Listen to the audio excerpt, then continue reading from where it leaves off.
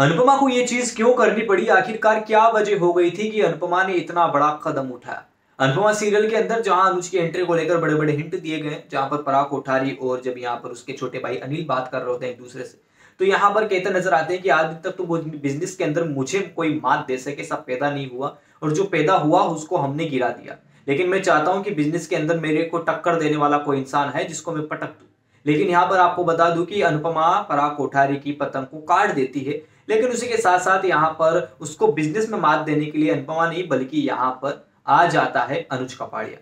अब यहाँ बताया जा रहा, पहले तो ऐसी खबरें आ रही थी कि अनुज की जो एंट्री है वो यहाँ पर आपको प्रेम और राही की शादी के बाद बताई जाएगी, लेकिन इंटरेस्टिंग ट्विस्ट और ज्यादा पैदा हो चुके हैं और कहानी जो है थोड़ी सी बोरिंग और टीआरपी के मामले में थोड़ी सी लो चल रही है। इसलिए मेकर्स लोगों ने बड़ा ऐलान किया या बड़ा फैसला लिया है कि भैया अनुज की जो एंट्री है वो शादी के पहले ही करवा दी जाए।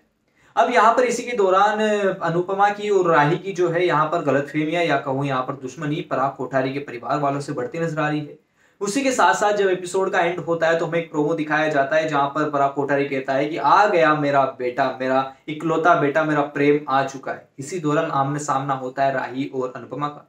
सबसे बड़ी बात राही को ये खटकती है कि भैया जिस इंसान से मैंने जिंदगी में पहली बार प्यार किया था वो इंसान ने मुझे धोखा दिया है, क्योंकि उसने मुझे अपना पूरा सच नहीं बताया कि उसके घर वाले हैं, उसके माँ बाप है और इतने बड़े माँ बाप है, इतने बदतमीज माँ बाप है।